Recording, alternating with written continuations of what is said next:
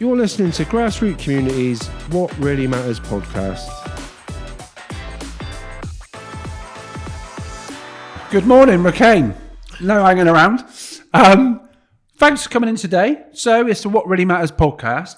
First of all, I ask everyone the same questions. So there's no banana skins. I might chuck in a few random ones for you. That's all right. No worries. I ain't joking. Do you remember when we first met or how we first met? Yeah, I got a phone call.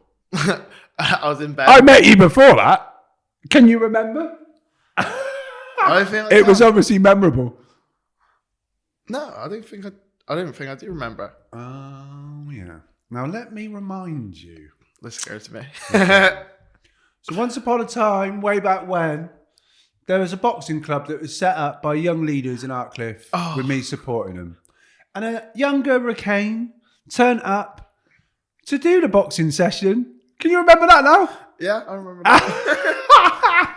Well, I mean, I think you went to one session, didn't you? Yeah, I went to one session. I just wanted to do something with my little brother, so I thought, why not come along?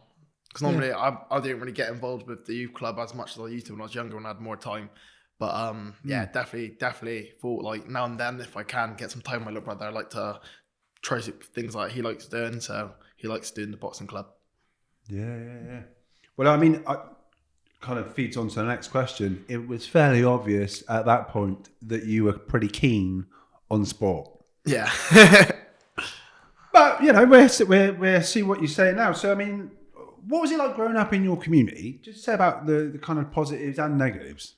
I think with like my community, or should I say like my street, because that's what I see as my community, is people who I live quite close with and like I see on a daily basis. I live in Hartcliffe, so it's obviously South Bristol, and it was nice. Like everybody in my street were quite close. Like we've had like street parties and things. Everybody brings out food and like contributes to what we're doing. Bonfire night, New Year's, like all that kind of things we celebrate together as like a street. It's like it was like having like a big family in one spot, and all the kids and stuff will go out, play with each other. Like we kick balls around, go out to the fields, climb trees, basically anything that was just outside. We just never wanted to be inside. We were always very energetic, very just out there kind of people. I think even the people like who've moved away, I'm in contact with still. They all still got the same energy from when we were younger. They're all just like out there people who just want to go do something. They don't want to be inside. They don't want to be sat behind a desk. They just want to get themselves out there. That's amazing that you've had a positive experience like that, because most people don't. It doesn't matter where they live. Like you don't hear those kind of stories. What kind of challenges have you faced? Challenges wise, I'd say it'd definitely be more of my upbringing and more of timekeeping in my actual life itself, because I've there's always things going on behind the picture. No one's perfect. No one's got a perfect life. So like what? I mean, don't say anything you don't want to say, but it's about you. Do you know what I mean? Yeah. So mainly, like, I think my most challenges was more of like school based. Like my hardest challenges was definitely like education, because I found it hard to settle and focus. Easy distracted, and I used to just sleep a lot. Like if I felt like I was too bored in a class and stuff, my body just went, yeah, you can go sleep. And I would sleep through like 6 classes a day. Was basically the majority of them, and I'd stay awake for tutor. Did anyone ever try and wake you up? Yeah. My English teacher once. What's it called? It's a certain name. I can't remember what it's called. I had a kid in my class that used to just go. Literally, he couldn't help it. Like properly. I think he was tired. He just used to. I'll just go. And was it? Yeah, I had an English teacher once. He made me stand up to try and wake me up a bit, and I actually fell asleep standing up and fell into a bin. Why? I mean, you say I can only judge you, and I'm not judging you, but like I can only I know you from you doing gap or whatever. So I've got that experience, and I would say you're on time all the time, pretty much with gap, right? And you're engaged. So was it that school wasn't of interest, or was it because you were up late at night, or because things are going on at home and you couldn't sleep? I don't know. Like what was it, or what was the reason? Even when like things weren't going on at home and stuff, when it came to nighttime, I always just found it hard to sleep. I'm such a night owl. Like I'd rather be out late at night than be up early in the morning. I can't do early mornings. Early mornings kill me off. But with like focusing and stuff, it's more of the fact of what I find enjoyable, and that's what I have my issue with like schools and stuff is the way they teach don't suit my style of life at all. Which means I'm not going to be able to take in the information that I actually do need, like everybody else, because I learn completely differently. And to have me focus and wanting to actually do something is finding something, even if it's something little just to interest me in a subject, I will stick on to that and hold on to that little bit of information and learn about the rest of it and actually generally focus. When it came to like doing college work and things, it was like I couldn't just sit at a laptop and just start typing away and I'll just get into like a thing. I can start, get distracted, wander off for a bit, come back, start and get distracted again. But if I ever got into the point where, you know what, it's something that piqued my interest, I'd sit for ages and I can write about something because I'll generally like to find out more information about things. Just new experiences is one of my things. I like to have a new experience. And when I have something that I enjoy, I'm straight on it. I'm like, yeah, let me get as much information out of this and find out much about this than I can. I absolutely see that. And I felt that. I mean, not it's got anything to do about me, but that was part of the reasons. I know we shouldn't be talking about gap now, but anyway. But that was part of the reasons to like set that gap. You're chatting to people, and it's those things. It's got to be based education. Why isn't it based on people's passions, like the skills for life, those kind of things? And then when people are passionate and interested in something, then they want to learn. Do you know what I mean? I feel like they teach you very backwards. They're kind of teaching you things you kind of need when you're much older, and like things you generally learn more about when you get older. Not like things that really matter, like the actual part of life. Like you never learn how to do your taxes or how like your income stuff. Mine, that's one of the biggest parts of life because without knowing how to do all that, your credit and stuff, what are you gonna do? May I say that if there is additional things that you do want to learn around that, when we go and see Matt Hatcher from NatWest, the bloke who came in the other day, say to him, because he'd be able to do additional sessions. I'd love to, because that's the kind of stuff. I know. Life skills. Yeah. The whole point I feel like school should be is to teach you how to generally get on in life. Doing like math stuff, it gives you skills that you are going to need.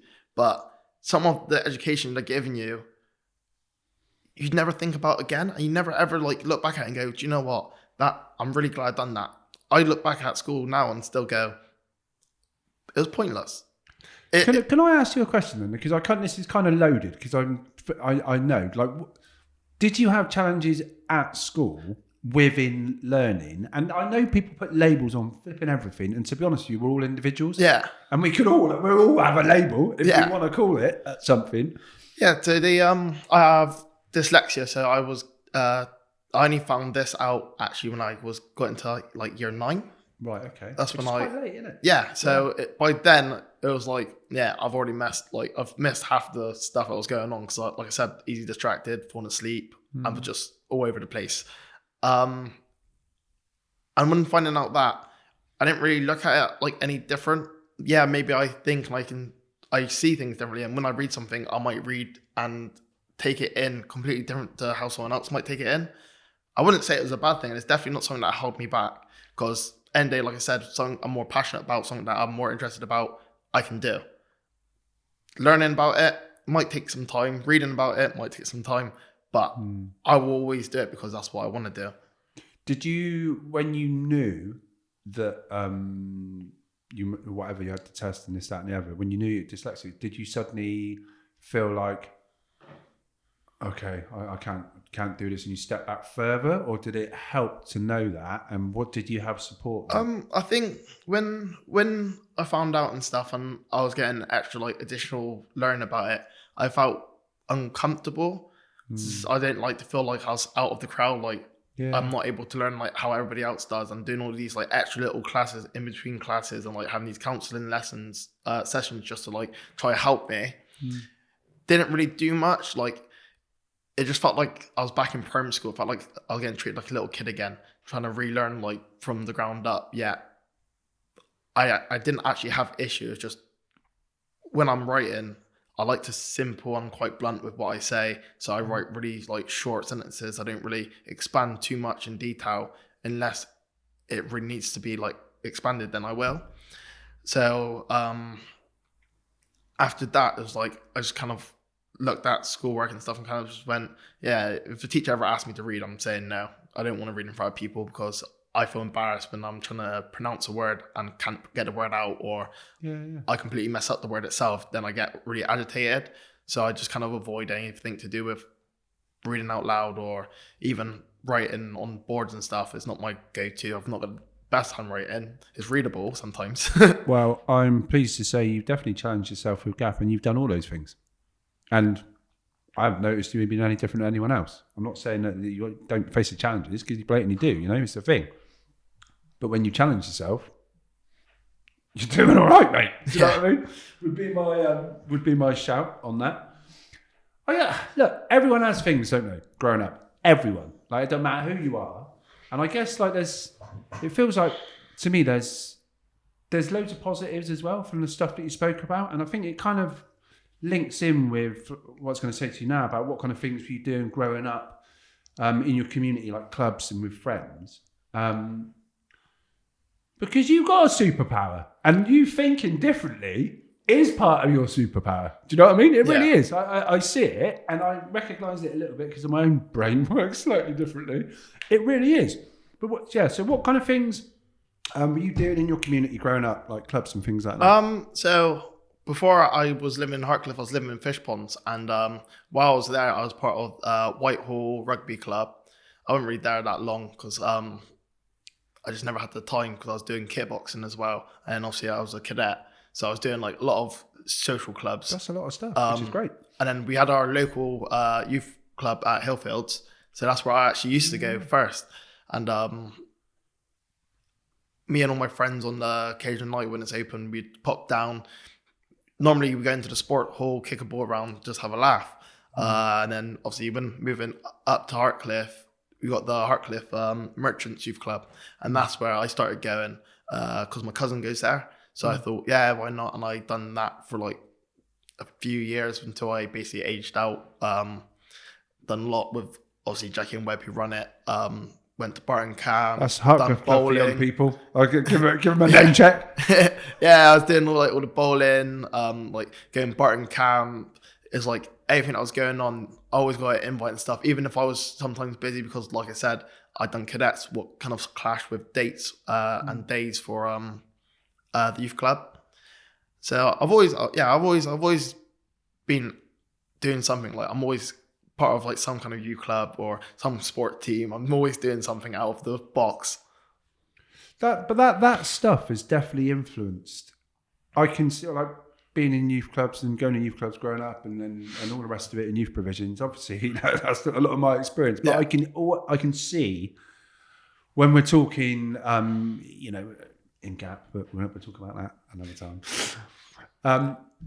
You soaked up a lot of that way of working, your knowledge, whether you know it or not, you kind of, your experiences of that world of youth provisions and, you know, exercises and things to do and games and activities and all the rest of it, that's definitely forming a part of who you are. And it's interesting you say about the cadets, the rugby, and then the youth clubs, because that kind of, actually thinking about it now, that kind of links with all the stuff that you still do and are interested in now, which is amazing. So tell me a bit about the rugby, because this is it. When I say about your superpower, you know, you've got another superpower, and it hasn't always been a bed of roses, has it? No.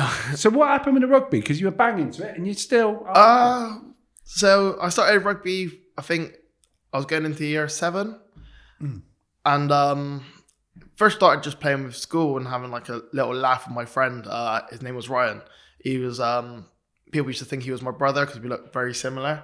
And it was very weird because everybody used to be like, oh, you two brothers and stuff. And we used to be like, no, we're just friends and stuff. So, I started playing with him.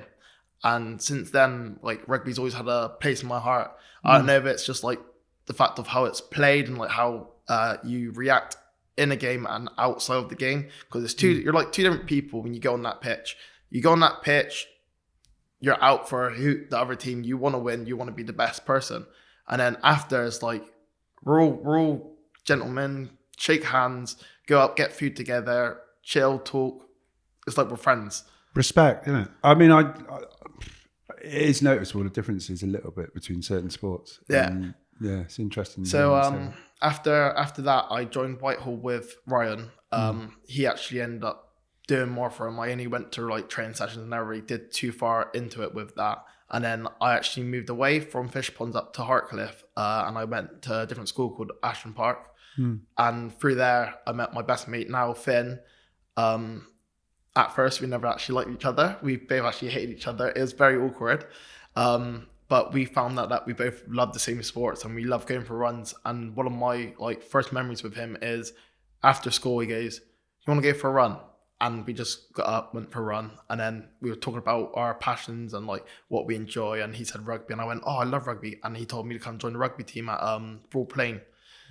So I did join Broad Plain. And I wasn't there long neither because we didn't have quite a team. So people... Broad Plain in Bedminster, yeah? Yeah. So we didn't have a lot of players. So I was training with more of the under 18s and I was about 14. Then we decided to move to a different club called Dings Crusaders, and that's where I still am now. And we've been playing since under 15s all the way up to, well, now seniors. So it's definitely, this club has captured my heart and it's definitely like the place I feel comfortable. And as a like part of a team, it's definitely a big impact.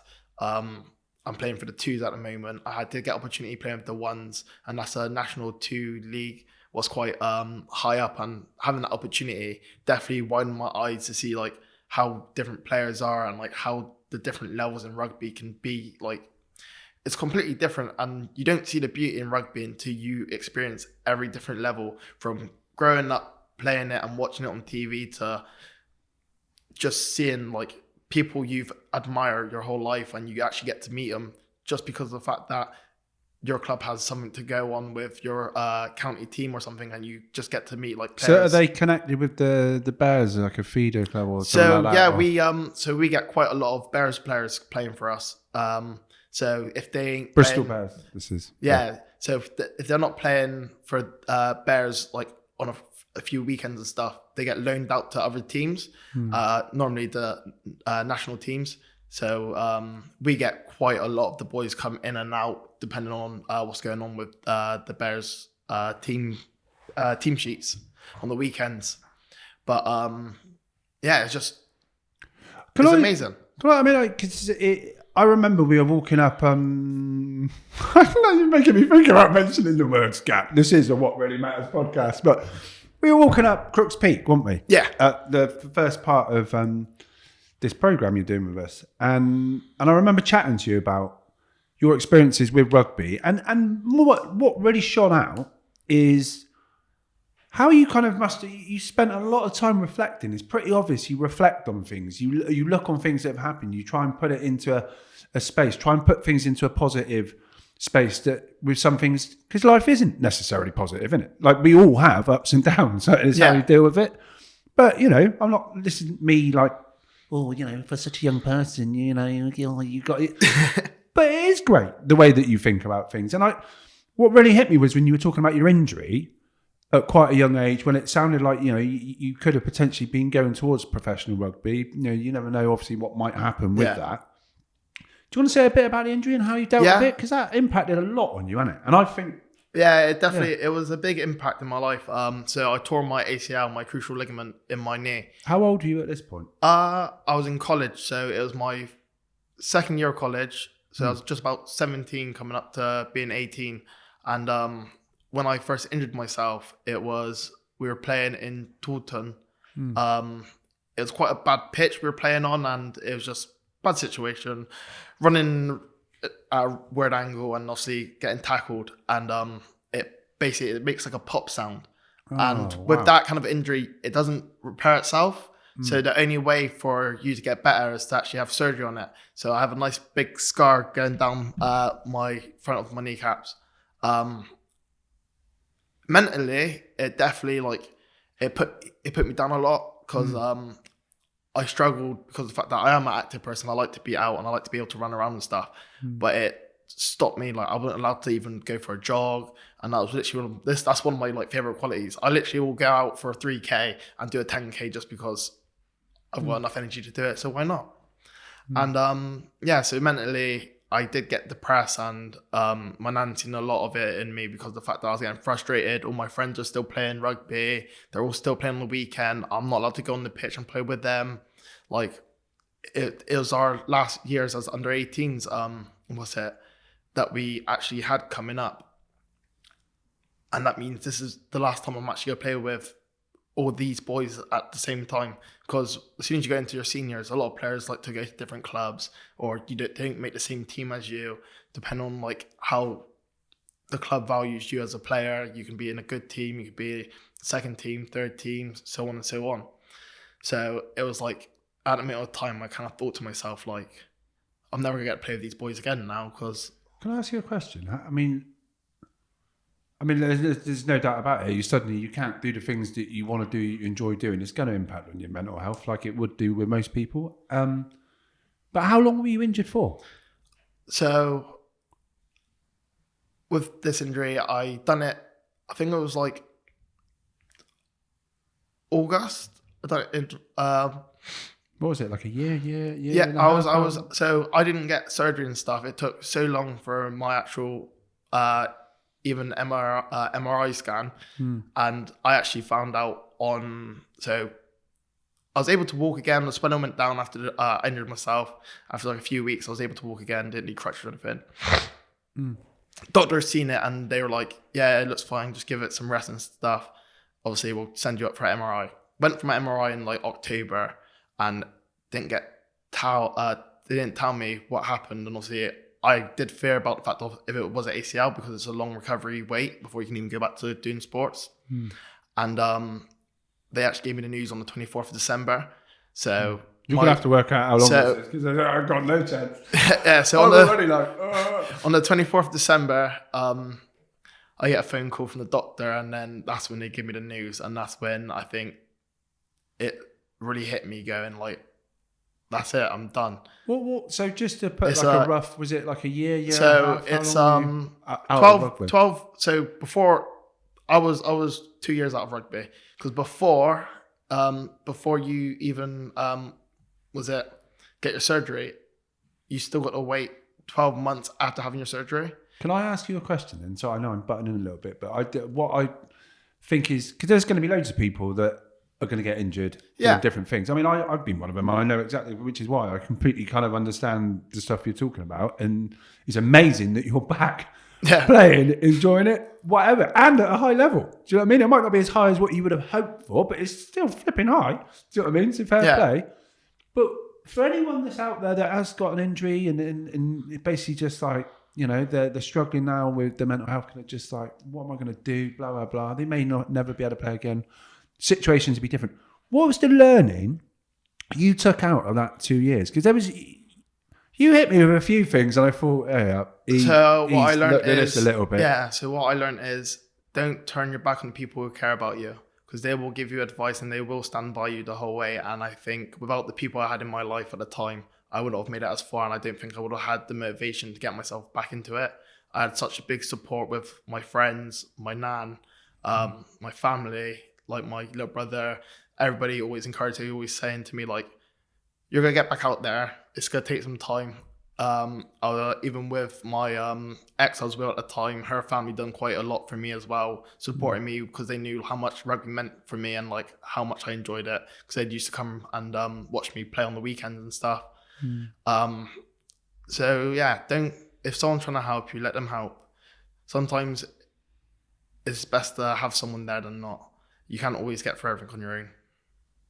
I guess the other thing as well, and like it's not really for me to say too much, but just on this note, because I've been through similar things, and if one door does shut, as painful as that is at that time, to think you can't continue doing the sport, whether it be whatever, rugby, football, blah blah, the thing that because what ends up happening, you identify yourself. If you're any good at a certain thing, you identify yourself with that thing, don't you? And then it suddenly impacts on how you see yourself. Yeah. Which is massive. But there's always something else. And it doesn't seem like it at the time, but through life there's so many chapters. Like when you look back, you'll look at those different chapters in your life, and there's different things, so there always will be something else. But it's about the positive attitude, and that really shone through that day when we walk out there, I thought, you're going to do well. And we'll go on about it. You are doing well. And you're going to do well. I mean, I can guarantee it based on things that you've said. Amazing. So, I mean, what kind of... So the next thing I'm going to say to you now is, and it's how you take the question is up to you, but do you feel like you have your voice heard in your community? I don't know, at work, in the city, in the world, do you feel like you have your voice heard? And if yes, how? Or not, why not? I'll say in the middle between both. Like, it's the way you interpret it, I guess. Like, when it comes to obviously being at work and in the community, I definitely would say my voice is heard. I'm able to let out my opinions, and people will generally look at me and they'll listen because of the fact that, especially in my work, I've been there. I'm a senior member there now. I've been there for so long. Where's this? Sorry. This is at Zaza Bazaar Bar down in Harbourside. Yeah. So I've been there for so long now, and I'm one of the longest staff members there, other than like the managers. So a lot of people look up to me, and they always come to me for advice, or even if they just want to speak to someone, I've always gave support and like give messages if anybody's ill. I'm always like letting them know that I'm thinking about you. Might not get to see you and stuff, but I want to make sure you're okay. This is part of your superpower, by the way. And then, but with like in the world, I'll say my voice ain't been heard yet. Why do you think that is? Would you want it to be? I don't really care about my voice being heard, but my like thoughts on making the world a better place definitely to be like seen, and like even if it's little changes day by day, just to impact someone's life, just to give someone that chance that they might never try, because depression, anxiety and stuff is a high thing in our generation nowadays, and people let it get to them way too hard, and they are very harsh on themselves, and we can't do nothing about it. And sometimes that can really like down people's hopes and can really like take their dream away from them, because they get scared. They don't want to risk it and like feel shut down. But having someone who will randomly just message you going, how you doing today, just out of the blue, and gives you that little smile, letting you know that, look, I'm here. If you want to talk, you can talk. I definitely will say, like, don't ever shut yourself down until you try. Always put that first step in before you say, I don't want to do it.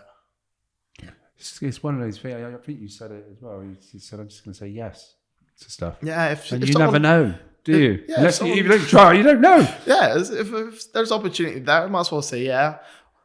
What do I have to lose? Like, I'm young. I might as well experience as much as possible and take as much from this life as I can possibly think of. And who knows, one of these things can save my day in the far future, and the connections I can build. I can become absolutely famous, and I'll have all these connections with all these other people, and I'll have friends that I've had by my side from day one still with me. I'll look after them if I need to. Do you want to be famous? It's interesting you say about famous. I want to say I want to be famous because of the fact of I definitely won't want to deal with the hassle and the like fact of the world watching me. I don't feel the need to be watched. I'd rather be known more than being watched.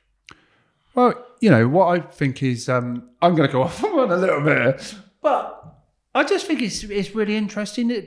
Things are changing, right? Generation Z or X or what, you know. Yeah. Like you've had challenges that others wouldn't have had at that age ever, right? And mental health is huge with everyone, not just young people, but it's massive with young people. And there's loads of things happening with the planet and all the rest of it, which are struggles, which unfortunately you lot are having to take up because of how other people have acted. Do you know what I mean? Which is a complete pee take, but that's part of life. And I wonder whether like the things you talk about there are the things that actually do matter. What really matters, right? People talk about AI, about AI, as in the computers. Artificial intelligence and how that's going to change the world. And they talk about how lots of jobs will be automated. So lots of kind of manual jobs and things will be automated. So there's going to be a lot more time for a lot of people. There's going to be less jobs for people that are probably living in poverty that would normally be doing those kind of more manual jobs. And what are the things that matter? The one thing they can't flipping teach, a computer will not be able to teach and have that human connection to what you're talking about. And those soft skills and those things that you're talking about, that is your superpower. Yeah. And that stuff is not really taught. I mean, that is part of the reason for gap. Sorry, Dougie. But it's true. Do you know what I mean? But people like yourself, that is 100% part of your superpower. And that's going to be needed more and more and more as you get older. And there's no way computers are going to be able to replicate that. Yeah. You're on the right path. I feel like with the way our generation is going, we're not doing enough to save this planet. I feel like we're trying to advance so fast that we can outrun the planet and try to get past any kind of like global warming and things. And I feel like people need to start focusing on even just doing your little part now and then, recycling, making sure like you're not throwing stuff away in the wrong places, you're getting rid of everything properly. Because these little small steps, might not make the biggest impact, but it's like the butterfly effect. It starts off small and it builds and it builds and it builds, and you don't know what it can change in the far future. Oh, I think you're right, mate. I mean, there's little things that people can do day to day, everyone can do. And those little things, when you multiply it by the millions and billions, what's going on there? That must have been Dougie's shutting the butterfly effect out. The butterfly's just thrown out. You're right. All those little things make up into massive impact. I mean, like I said, I 100% have. I'm positive about what the future holds, and it's more because of working with some amazing young people that I feel like are in the right direction. Things will change. You know, the people that make the decisions now aren't always going to be those people. And if people like yourself and others that are growing up and have those experiences and, you know, and views on life, the stuff that really matters, you'll make the difference. I feel like this is going to sound very morbid and like very like deep, but when our generation really get older and things, I think the world's going to change very drastically, because when all the people who are in charge now and stuff are gone, and it's young people who are born in this generation and they see the world in their own eyes now, they're definitely going to not want it to be the same way it is. Yeah, you're going to have the people who have always been obviously very well off and stuff, born in a way where they are not going to want to change because they're happy with how their life is. But everybody else who isn't on that spectrum and isn't up there, they want to change life because they want it to be fair for everyone. And they want to be able to have the actual opportunity to enjoy life just like everybody else. Why should one person enjoy life way more than anybody else? Well, you hit the nail on the head. I mean, this is the thing. Yes, like your age range, mate. I'm telling you, like your generation, you're activists before you even know what the bloody word is. You're out there, you're doing it. You're the protests. You're trying to make a change. Like no other, I would say. Like generation, like, yeah, people talk about the 60s. I think there's more of a movement with young people now that feel like they can make a change than there ever has been, and that's huge. And it is exactly that. That all you guys that are doing that kind of thing, that want to make a difference, the inequalities still might be there as time goes on. It's about normal everyday people like you, me and anyone else being in a situation where you are the leaders of tomorrow. Because otherwise those things that are still, you know, like ring fenced to people that are born into luxurious situations won't change. But you're going in the right direction, and I think things will have to change because there'll be so many people from your generation that want it to, and you'll vote for it. Everything's going to need to change, especially what I'm going to say, like the educational system. That is definitely going to have to be something that changes, because out of everything that we've like hit up on, like our world has changed so drastically, but the education system never has. It's always been the same for years and years. And last 100 years since Victorian times, archaic. Gap. I feel like Sorry, I feel like it don't even need to be big drastic changes, just something different, something new. Bring something new into school where kids can get more interested in it, because not everybody find your passion. Yeah, I feel find your passion. Like, that's the thing, that's the key. Yeah, if there's going to be, like, for me, I'm a physical learner. If you get me up doing something, I will be more focused because I'm up, I'm moving, I can do something. If I'm sat on a chair like this, I'm going to be moving around, shaking my legs. Experiential learning. Gap. Yeah, I just feel like they need to let people find their way of learning and then start teaching, because everybody's going to be different. Even teachers will learn differently from everybody else, and they all teach differently. Well, you know what the truth of the matter with that is that it is very difficult, and I can never, I'm dyslexic as well, I can never pronounce this word properly. Differentiate. what's the word, Dougie? Differentiate. Basically, you change up the session or the class to support different learning styles. Yeah. It is. It's not straightforward. It's It's definitely not hard. easy. But like when we had someone on the other week, Emma, I think it was, I've seen a podcast, and she was saying about how things with GAP, for example, it's all experiential learning. It's different little bits, and it's set up in a kind of informal environment. So hopefully it can then tune in to people's different learning styles, so we can react to how people learn, and we set it up knowing how people learn as well. It's not easy. I think, But it's got to be the way forward. Otherwise, people sit there and spend their whole time falling asleep for the whole of living. Definitely the way you and Judith do things is definitely on a high note, because you're always checking in.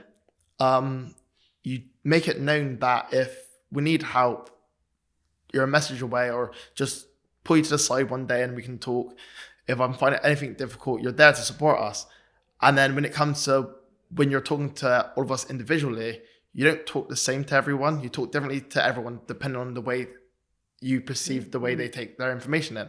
And it's definitely much better of a help, because not all of us are going to understand the same thing if you say it one way. But when you're saying it 7 different ways, it's such, like, hats off for you. Like, it's so We're good. all learning as well. Like, there's no way that everything is, there'd be things that could be better. But it's good to hear. I'm going to ask you some more questions about that in a minute, because I'm super interested to hear your thoughts on that. But for now, this is the What Really Matters podcast. And I want to ask you, what really matters to you? Right? It doesn't matter what the answer is. It could be something that matters to you now or in the future, or has mattered for you for years. But if you could say that one thing, what would it be? Just to keep smiling. Just to be able to smile every day, even through hard times. Just that one smile, I'll be happy. But long I know I'm still smiling and I've still got that little twinkle in my eye, I'm happy. Well, that's roll on. That keeps going. And if it doesn't for whatever point, then you can reach out. And we always ask everyone as well, like we say this a bit at the end of the podcast, we always say, like, if you could put an ask out to the universe as something that you want to happen. It could be a job, it could be something that you want out of the world, it could be something you want to happen to the world or your community. Well, I mean, there is no right or wrong answer of it. I know it sounds vague, you might be like, what was he on about? But what would that ask be? Because there might be someone listening that might think, I could help with that. Martin the other day was asking about a place to do like dance workshops for his breakdancing group. Someone come back with the offer of a space for free. I don't know. In short terms, I don't really know what I want at the end. Maybe now then. What I want now, I just want to spend as much time with everybody I got in my life, because I don't know when anything's going to change. I'm not very materialistic or anything. I don't really ask for nothing. I've always been like that since growing up. I don't ask for money. I don't really care about Christmas. It's not one of the biggest things I get excited about. Easter, chocolate. Hook me up with some chocolate. If you want to give me something from me, get me some chocolate. I'll be happy.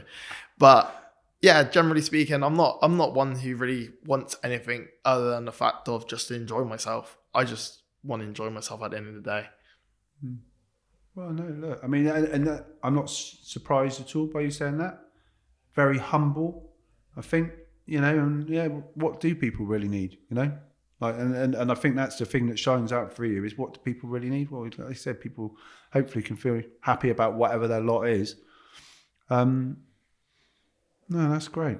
What I'm going to do now, Racaine has been doing a GAP program as well, and I'm going to ask you a few questions about GAP. So we're now up to the midpoint. So it's a year-long program from September to July, and we're right at the halfway point. And I've been asking, so we've been talking to other people from GAP, as you know, and asking everyone the same question. So brace yourself.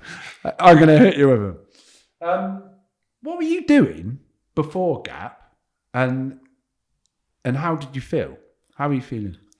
Before GAP, I I'm known for being a workaholic. I'm constantly, if I'm not at home, I'm at work, I'm at training, or I'm finding some sort of thing to do. And when I'm at home, I'm resting. I'm just recharging to carry on the next day. And before GAP, I was going through a stage actually before I started GAP where I felt like a part of my life has come to a standstill, where I felt like there was no progression, and I actually started feeling a bit off with how I had my life going, and it wasn't going the way I wanted to go. So I was getting frustrated. I was very like agitated for a few months, and it really like got to me, because I felt like, why at this moment of time has everything just stopped? There's nothing. I'm not moving forwards. I'm not going anywhere. Nothing is changing. Everything's just continuing to be the same.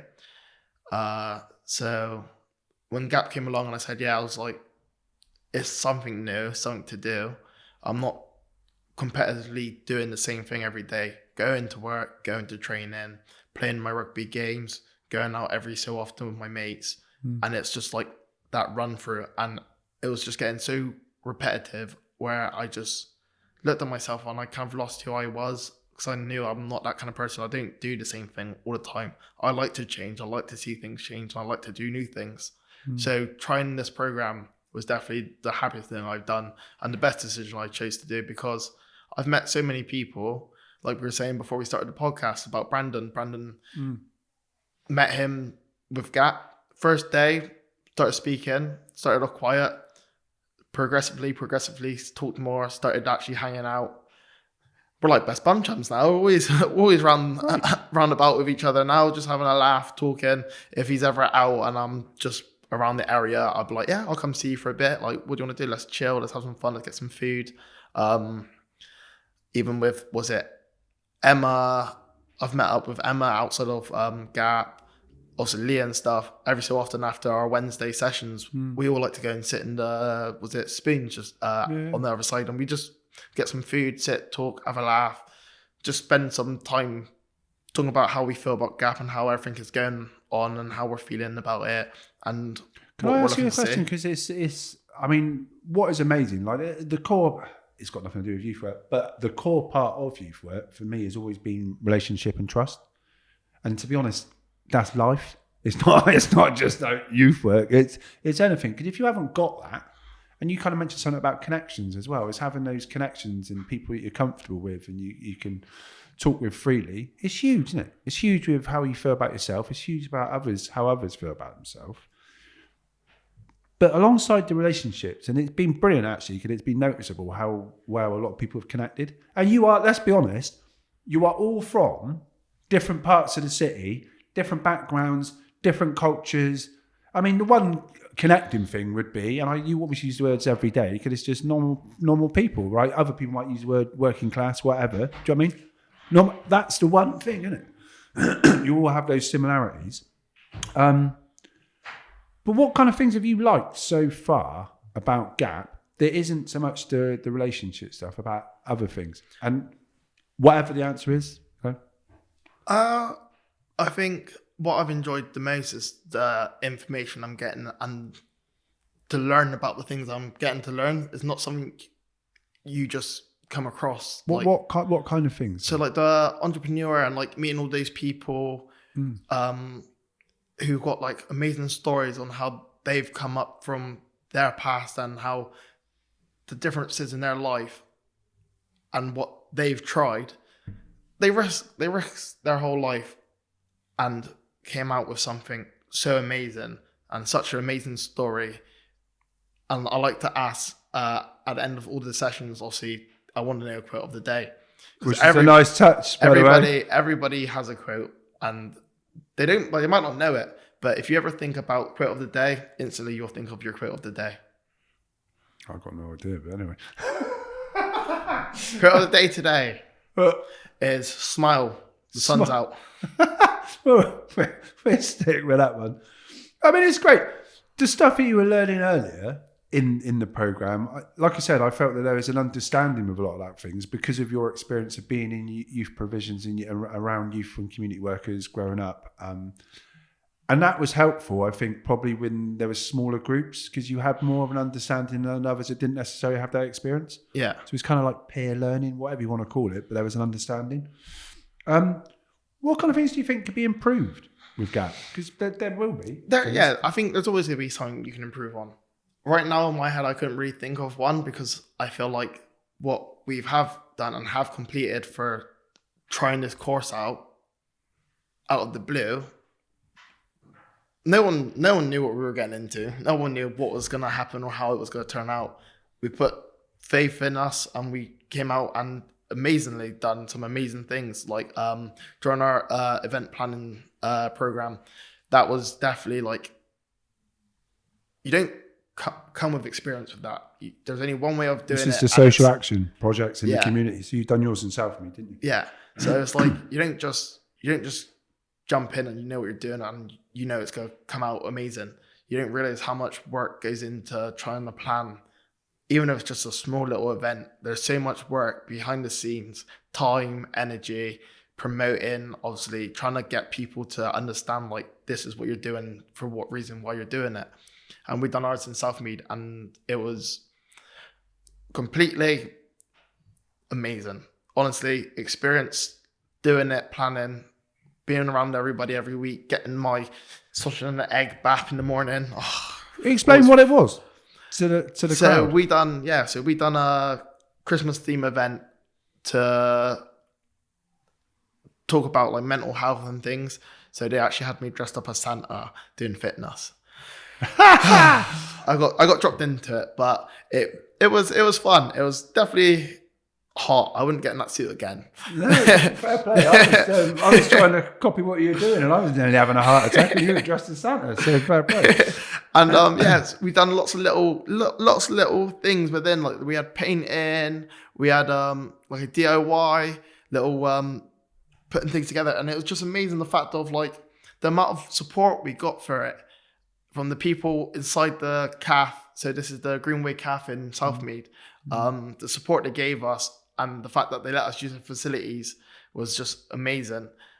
And the amount of time everybody put in, even outside of the hours we were doing it, there was people doing small things. It was small things, but the small things became such a big part of our event, and amazing turnout in the end. It was amazing. It's the understanding. It's those connections. It's those connections with different people. It's the learning that you learned in term one, which gave you some kind of idea of the different. Because we can never know what you're going to do, so someone can't learn about a specific subject. They can learn around how ideas of engaging people and community development and youth work and leadership, and then you've got to learn as you go. And that's the thing. This is part of it, and you've done really well. There was ups and downs, weren't there? Not all your fault. But you absolutely smashed it. I'll tell you what I want to say now, because we are halfway through, and there's been, everyone, there has been off the chart things that have happened to everyone already. Now, you've had 2 mentors, haven't you, through GAP? Yeah. Do you want to explain just a little bit about them and how they might have helped you, and to what opportunities are coming your way already? So what kind of change has it made to you? So first mentor I met was Zach. Zach's my youth mentor. And I'm doing my work placement with him at the moment. We have just finished it, but I'm continue to. So you're going to volunteer with Hartcliffe and Withyworth Community Partnership, yeah. And so what Zach does is honestly, I met him once before I really got deep down into it, and I started my my work experience with him. But like seeing his job and understanding how much work he has to put into it, and like how understanding he's got to be of all different types of personalities, people, youth people, like everybody's different, and the way he handles all his situations is so good, especially with like the young generation now. We're quite dominant, like we're quite confident, we say how we feel, and we're quite like we can act a bit off sometimes, but he knows how to deal with it. He gets in it. There's like a bunch of youth people who at Morson's Hartcliffe will just like hang around the area. They're causing trouble, but it's not really trouble. I wouldn't say they're causing trouble. It's more of they're trying to entertain themselves because they have nothing to do. There's not much to really like do, and that's what I feel like we need to get out there more, find stuff and like promote it more so people can have something to go to.